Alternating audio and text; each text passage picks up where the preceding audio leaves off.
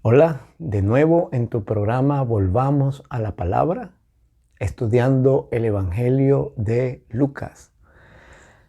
Y hemos avanzado ya casi finalizando el capítulo 4. De hecho, solamente faltan 2 versículos y comenzaremos el capítulo 5. Así que vamos a orar para pedir a Dios sabiduría, inteligencia, sobre todo para pedir a Dios la presencia del Espíritu Santo, sin el cual será infructuoso estudiar la palabra. Vamos a orar. Estamos muy agradecidos, Señor, porque tenemos de nuevo la oportunidad de abrir la palabra para continuar estudiando el Evangelio de Lucas, el médico. Muchas gracias, Señor, por permitirnos estos momentos para abrir la palabra, para leer sus versículos, estudiarla, para meditar en tus pensamientos, aquellos que tú pusiste en la mente de Lucas cuando él estaba investigando todas las cosas que sucedieron alrededor de la vida de Jesús y lo que sucedió con él, cómo trató a la gente, cómo habló, dónde fue, qué hizo, cómo lo trataron. Y pedimos, Padre, que el estudio de la palabra pueda hacer mella, pueda hacer efecto en nuestra mente, de tal manera que afecte nuestros pensamientos, porque los pensamientos producirán acciones y las acciones producirán transformación. Permite, Padre, por lo tanto, que esto suceda. Gracias, Señor, por tu misericordia. Gracias por tu gracia, porque por ella estamos aquí. Y por tu misericordia tenemos la oportunidad aún de abrir el libro sagrado, estudiarlo y sacar de él comida para nuestra alma. Te alabamos, Señor, en el nombre de Jesús. Amén. Lucas capítulo 4, versículos 42 y 43. La última vez que nos reunimos estuvimos hablando acerca de la suegra de Pedro, la fiebre que tenía. Estuvimos hablando acerca del sábado, particularmente de cómo Jesús cada sábado iba a la sinagoga, predicaba, cómo sus propios coterráneos en algunos momentos se maravillaban, en otros momentos se llenaban de ira, trataban de matarlo. Y hemos hecho énfasis en cómo esto sirve de admonición para nosotros, sirve de advertencia, sirve de una predicción de lo que va a suceder y de lo que podría estar sucediendo ya mismo en este tiempo final, cuando, según la Biblia, todo aquel que quiera vivir piadosamente padecerá persecución. Todo aquel que quiera vivir piadosamente en Cristo Jesús padecerá persecución. Así que, hermanos, amigos, vamos a continuar. Dice la palabra, versículos 42 y 43 de Lucas 4, cuando ya era de día, salió y se fue a un lugar desierto. No olvidemos que en el versículo 40 dice que después de ponerse el sol cuando terminó el sábado, miren qué clara es la Biblia para decirnos que los días terminan y comienzan cuando el sol se oculta. Y dice que al ponerse el sol, todos los que tenían enfermos de diversas enfermedades los traían a él. Y él, poniendo las manos sobre cada uno de ellos, los sanaba. También salían demonios de muchos, dando voces y diciendo: tú eres el Hijo de Dios. Pero él los reprendía y no les dejaba hablar porque sabían que él era el Cristo. Una vez más, volvemos al tema del conocimiento mutuo que había entre los demonios y Jesús, el Hijo de Dios. Ellos, como seres expulsados del cielo, sabían muy bien con quién se estaban enfrentando, y él, como creador de ellos, sabía muy bien con quién se estaba enfrentando. Dejemos claro un asunto. Jesús en la tierra era 100% Dios, pero también era 100% hombre. ¿Cómo se conjugaban las dos cosas? Bueno, Jesús no utilizó su divinidad mientras estuvo en la tierra. El libro de Filipenses dice, vamos al libro de Filipenses, al capítulo 2, donde dice, versículo 5, haya pues en vosotros este mismo sentir que hubo también en Cristo Jesús, el cual siendo en forma de Dios, no estimó el ser igual a Dios como cosa a que aferrarse, sino que se despojó a sí mismo, tomando forma de siervo, hecho semejante a los hombres, y estando en la condición de hombre, se humilló a sí mismo, haciéndose obediente hasta la muerte y muerte de cruz. Por lo cual Dios también lo exaltó hasta lo sumo. Vemos aquí en Filipenses capítulo 2, versículo 5 hasta el 9, que existe o existió un proceso de humillación, un proceso de despojo, un proceso de abandono de la divinidad. Jesús voluntariamente quiso poner a un lado su autoridad divina, quiso poner a un lado su divinidad para, en primer lugar, hacerse un ángel. Lo dice el versículo 5, donde dice, el cual, el versículo 6, siendo en forma de Dios, no estimó ser igual a Dios como cosa a que aferrarse. Al contrario del lucero de los cielos, de la estrella de la mañana, de Lucifer, que él quiso ser semejante a Dios y se aferró a ese pensamiento. Jesús desterró ese pensamiento. Él era Dios y aún así no era su prioridad ser semejante a Dios, aunque él era Dios. Así que dice la Biblia, se despojó a sí mismo, tomando forma de siervo, hecho semejante a los hombres. Así que Jesús, en primer lugar, en el cielo, él tomó forma de siervo, de ángel, y se hizo semejante a los hombres.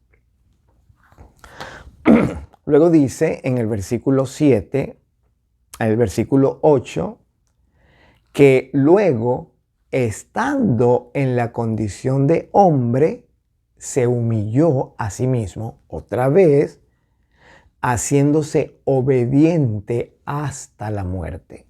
Así que cuando la Biblia dice, hermanos, en Lucas, en el capítulo 4, y en los versículos 42 en adelante, versículos 41, que salían demonios de muchos de ellos y daban voces y decían, tú eres el Hijo de Dios, pero él los reprendía y no los dejaba hablar porque sabían que él era el Cristo. Ciertamente Jesús, cuando estaba en la tierra, él sabía quién era. Él sabía que era Dios 100%. No hubiese sido tentación para Jesús nada en la tierra a menos que él hubiese sabido quién era. Por el hecho de saber que él era Dios, por el hecho de ser consciente de la autoridad y el poder que él tenía, era por eso que podía ser tentado. Porque Jesús nació sin pecado. Y por haber nacido por la obra del Espíritu Santo, él no arrastraba la descendencia pecaminosa que Adán transmitió a la raza humana cuando pecó. Porque no fue Eva la que transmitió la semilla mortal del pecado a la humanidad, sino Adán. Y por Jesús no haber nacido de la descendencia de Adán, sino por haber nacido solo por la obra del Espíritu Santo, por eso Él no traía pecado en sí mismo.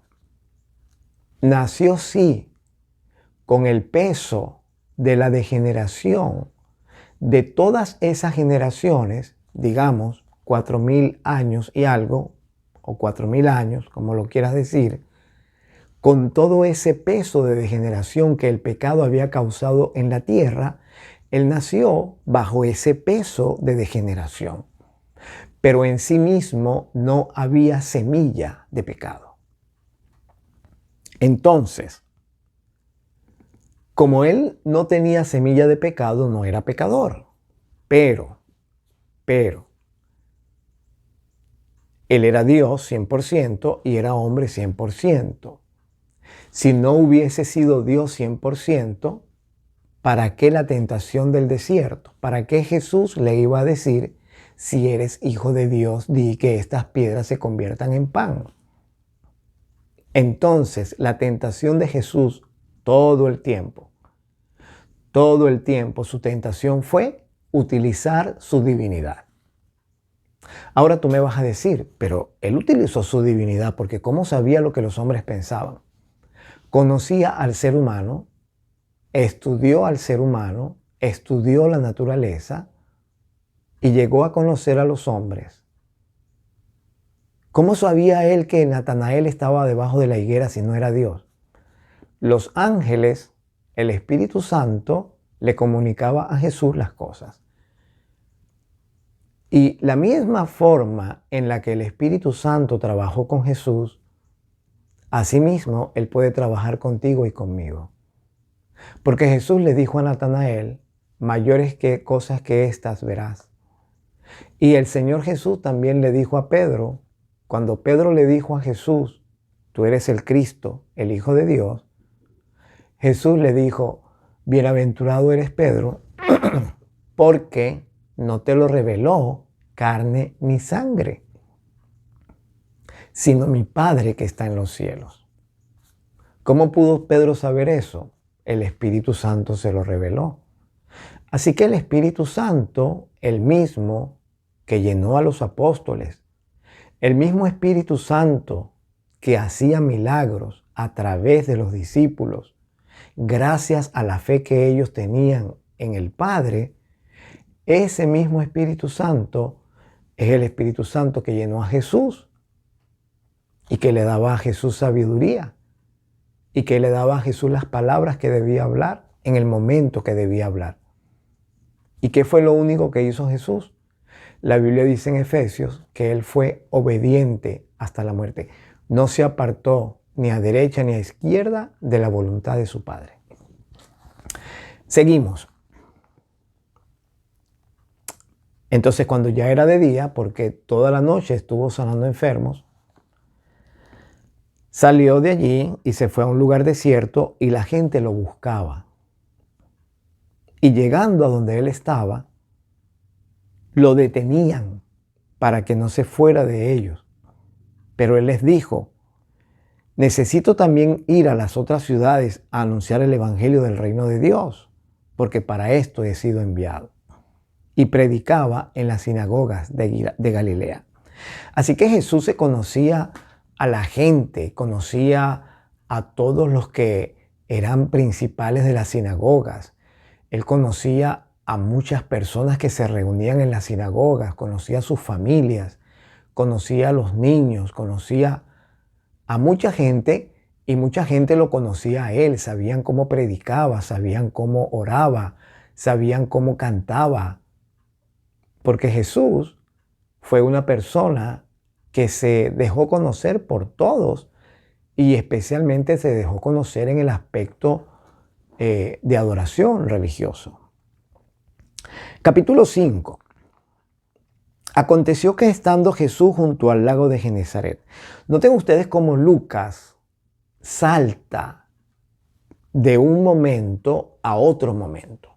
De repente, Jesús está predicando en las sinagogas de Galilea y Lucas aquí no está especificando cuáles sinagogas en particular o qué está Jesús enseñando de forma particular.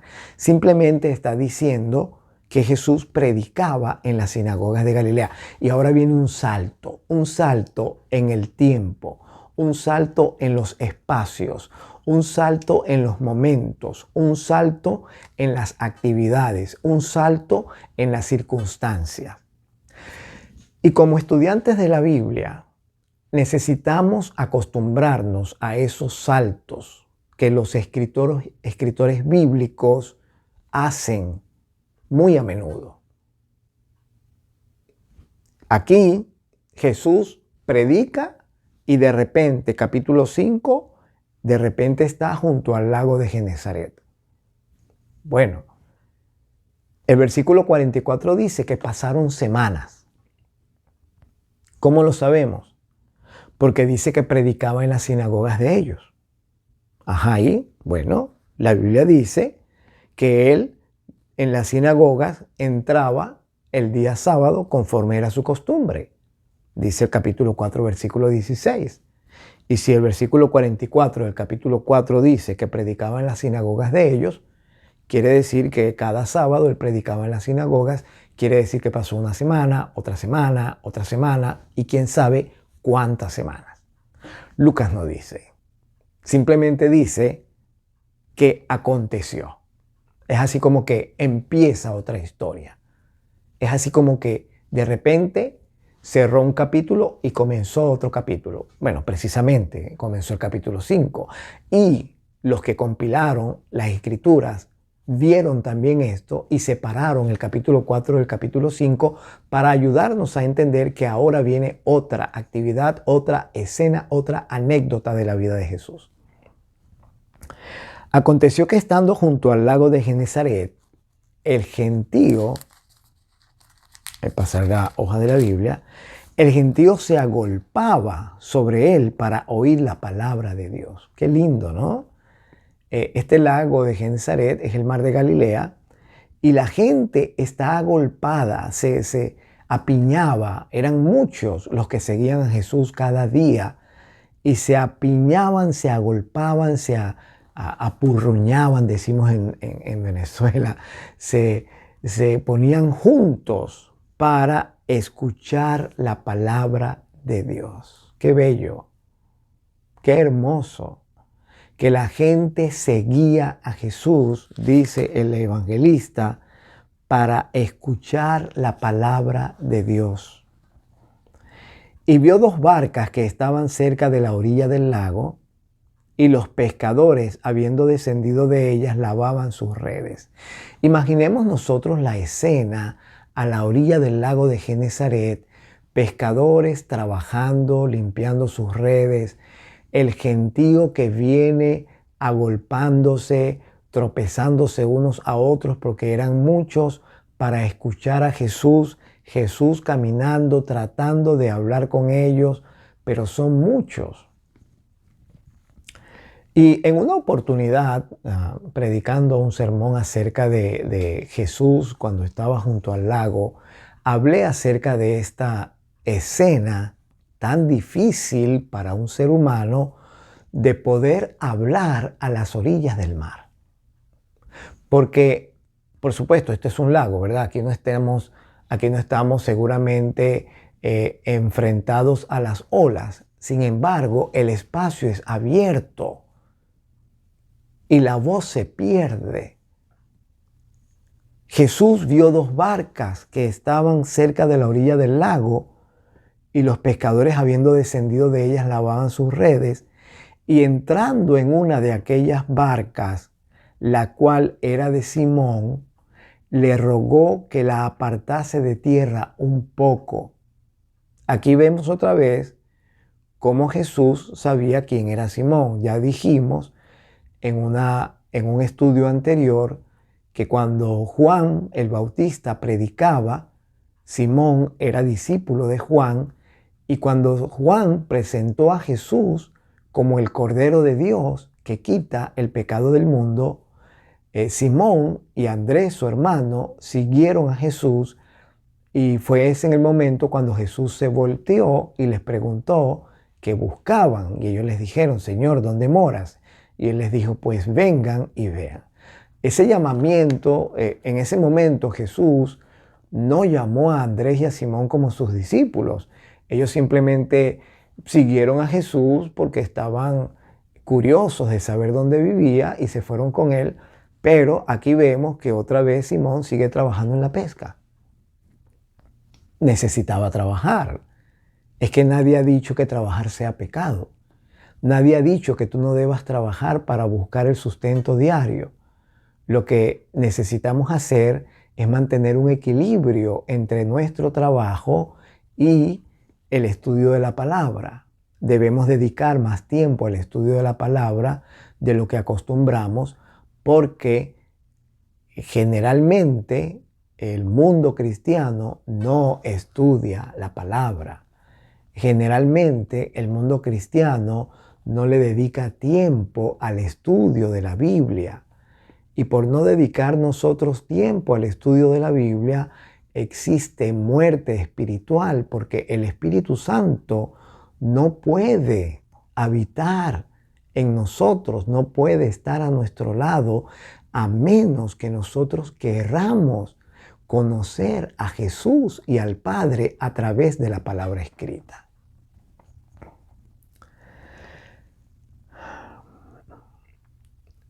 Dice la Biblia que entrando en una de aquellas barcas, la cual era de Simón, le rogó que la apartase de tierra un poco y sentándose enseñaba desde la barca a la multitud. Qué cosa tan impresionante. Jesús entró en la barca que estaba en el lago, y por supuesto que la barca se mueve, por supuesto, porque está en el agua, no está en tierra. Y en vez de quedarse parado para hablar a la multitud, se sienta. Si hay algo que es difícil, es hablarle a una multitud a la orilla de un lago. Pero sentarse y hablar desde la posición sentada todavía se hace más difícil. Sin embargo, esto de sentarse fue una oportunidad para que ellos también se sentaran. Porque por supuesto, si se quedaban parados, si se quedaban de pie, no podían ver a Jesús los que estaban atrás. Así que todo el mundo se tenía que sentar. Y como seguramente el lago tenía inclinación, la tierra iba hacia arriba en vez de ir hacia abajo.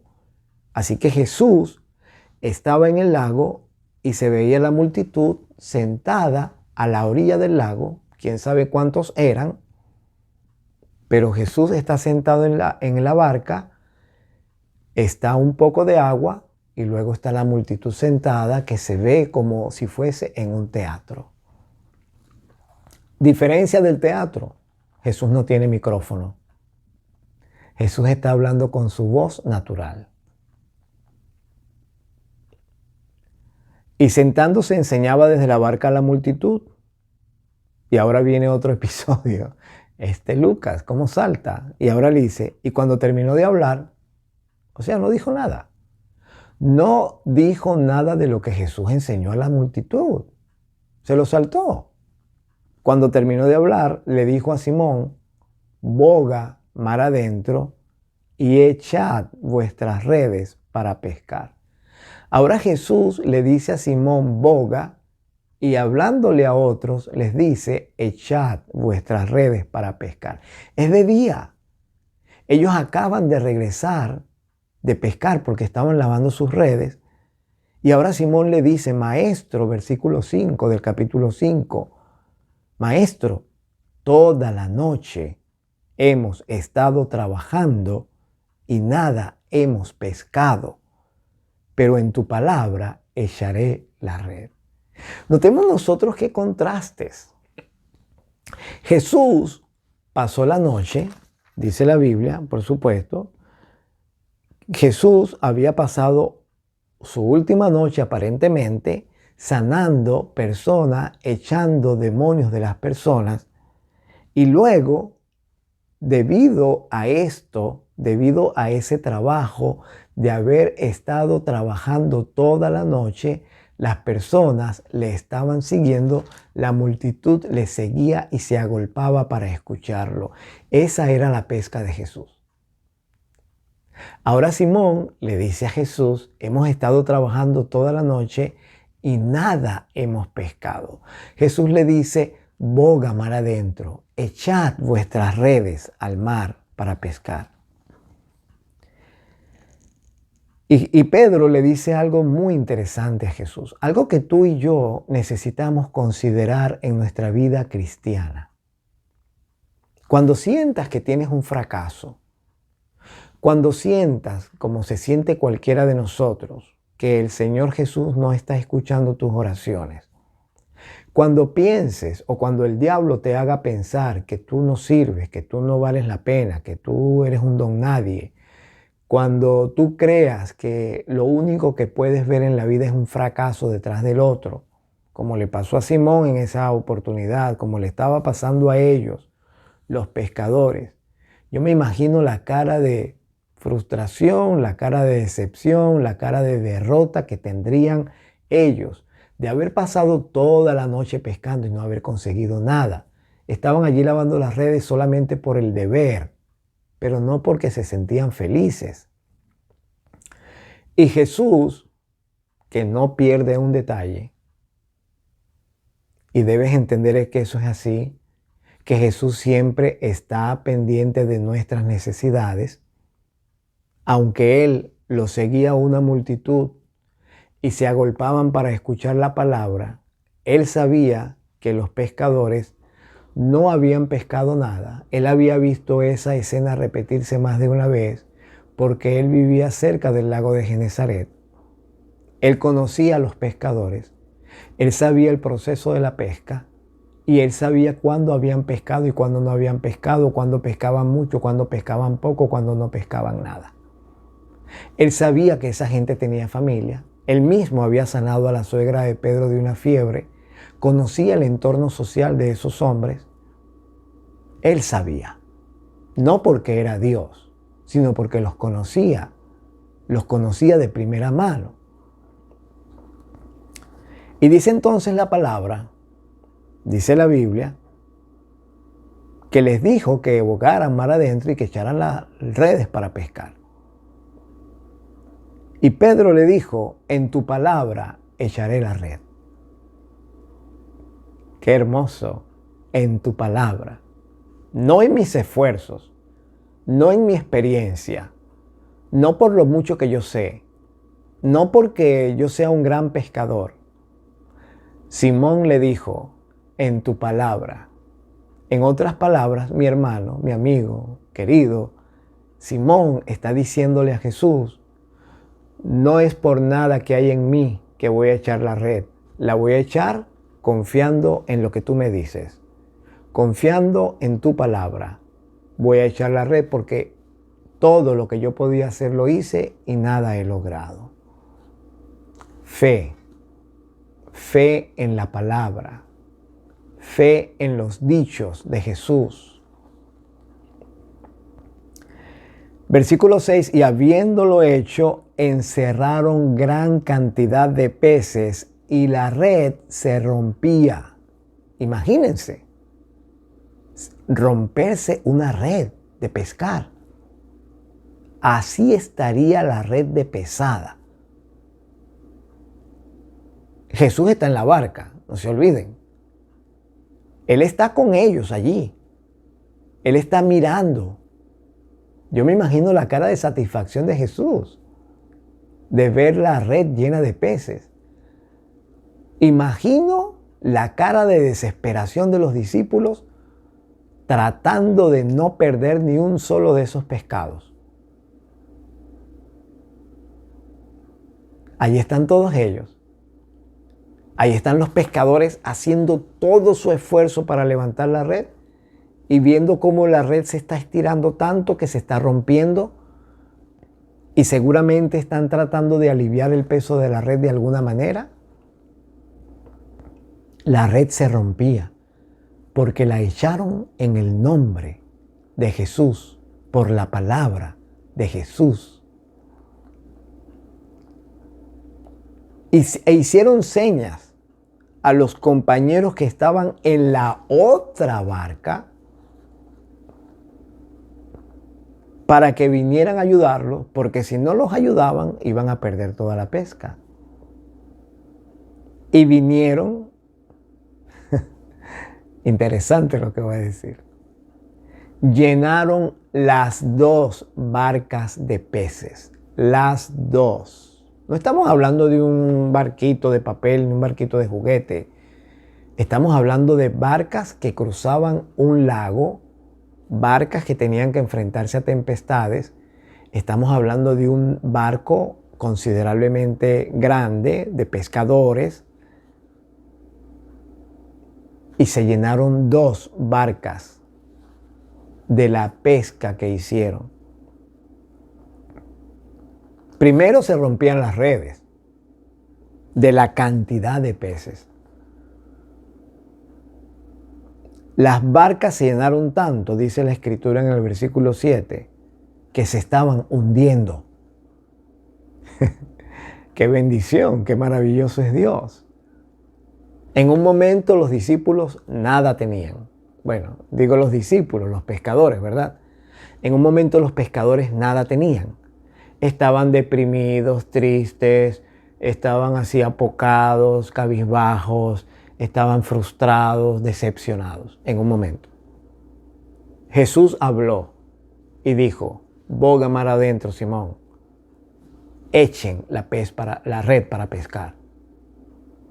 Hemos pescado toda la noche, nada hemos logrado, pero en tu nombre,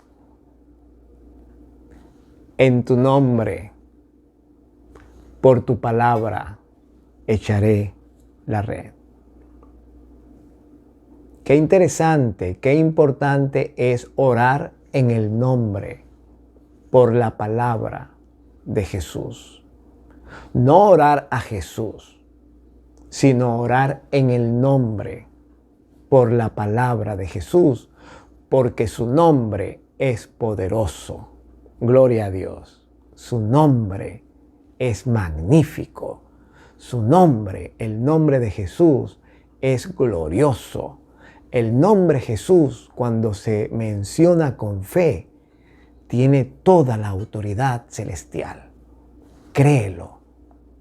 Cuando digas en el nombre de Jesús, no lo digas por simplemente repetirlo.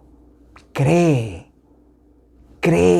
en la palabra, porque dice la Biblia que Él es el verbo de Dios, Él es la acción, Él es la palabra hecha hombre. Se hundían las barcas de tantos peces que pescaron. Y viendo esto, Simón, Pedro, recuerden que Jesús le dijo a él que él se iba a llamar Pedro. Viendo esto, Simón Pedro, ahora entendemos que esta pesca sucedió después de lo que pasó en Juan. Viendo esto, Simón Pedro cayó de rodillas ante Jesús diciendo: apártate de mí, Señor, porque soy hombre pecador. Imagínense la mente de Simón, imagínense todo lo que habrá pasado por la cabeza de Simón cuando vio el gran milagro de esa pesca. Se miró a sí mismo, un pescador grotesco, grosero, ordinario, mal hablado, maleducado, porque él era maleducado, él era mal hablado, él maldecía. Ahora se vio a sí mismo y dijo: apártate de mí, Señor, porque soy hombre pecador. La reacción posterior a haber invocado el nombre de Jesús siempre será la humillación. No la exaltación, sino la humildad. Reconocer quiénes somos ante el poderoso nombre de Jesús. No somos nada, no somos nadie. Sin Él, nuestra vida no tiene un ápice de sentido. Apártate de mí, Señor, que soy hombre pecador. porque por la pesca que habían hecho el temor se había apoderado de él y de todos los que estaban con él, y asimismo de Jacobo y Juan, hijos de Zebedeo, que eran compañeros de Simón de Simón. Pero Jesús le dijo a Simón: no temas, desde ahora serás pescador de hombres. Es la segunda vez en la que Jesús conversa con Pedro directamente. La primera vez, cuando su hermano Andrés lo trajo a Jesús, le dijo: tú eres Simón, hijo de Jonás, tú serás llamado Cefas, que quiere decir Pedro. Esa fue la primera vez que Jesús habló con Simón directamente. Ahora Lucas registra que Jesús vuelve a hablar con él directamente y le dice: no temas, no temas, no temas. Hermano, no temas. Este evangelio es de Dios, de Jesús. No temas. No temas confesar a Jesús. No temas. No temas invocar su nombre. No temas.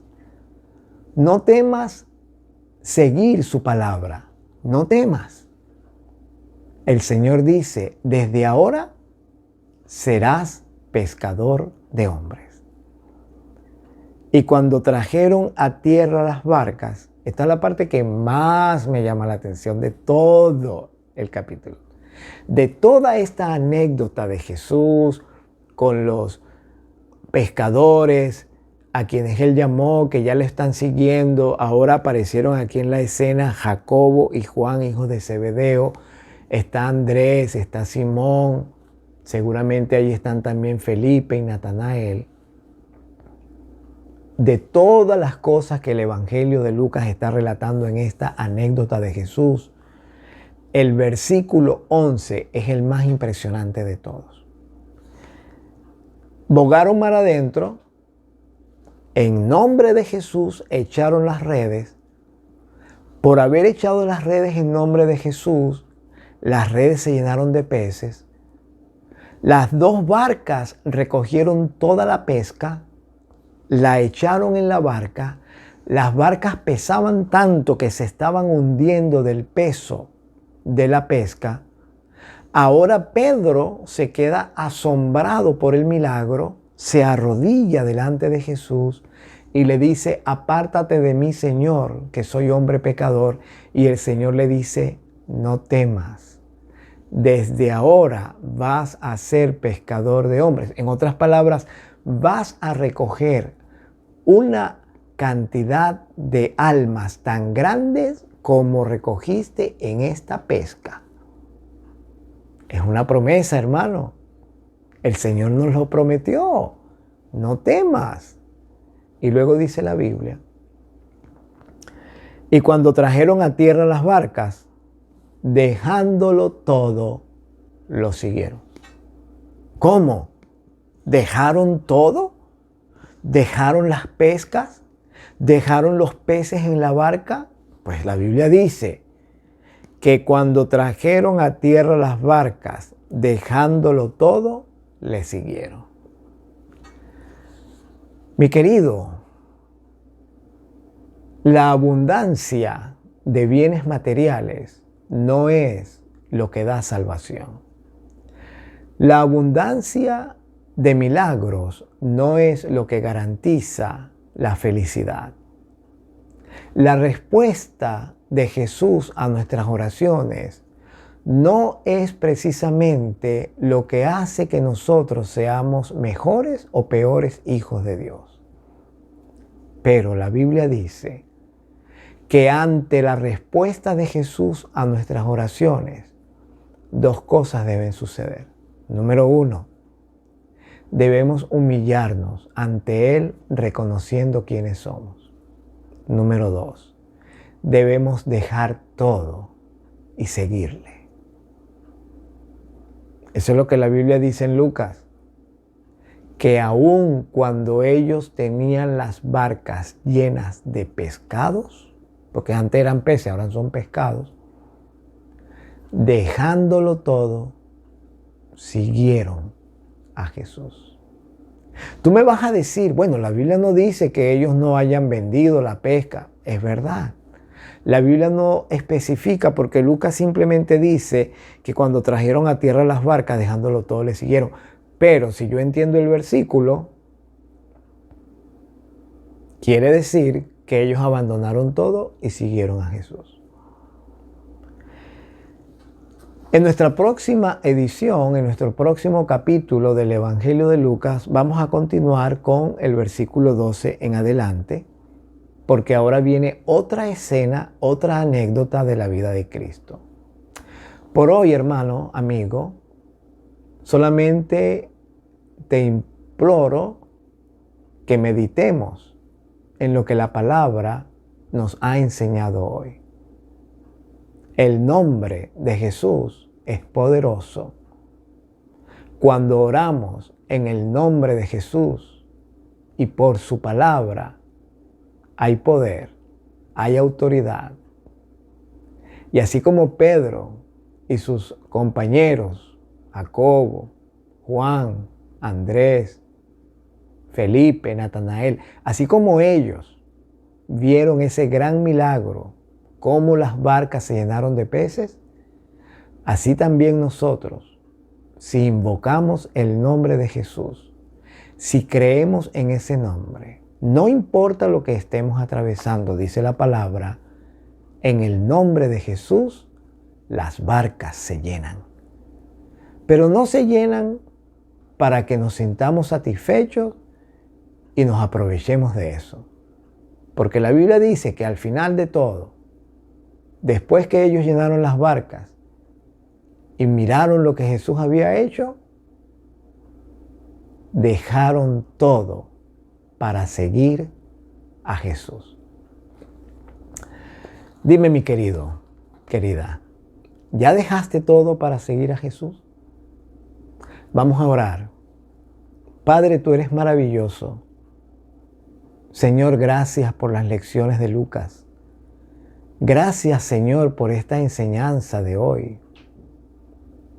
Gracias porque hemos aprendido más de la vida de Jesús, de cómo Él se ocupa de nuestras necesidades con un solo propósito, que podamos seguirle con confianza, que podamos creer en su nombre, orar en su nombre, actuar por su palabra.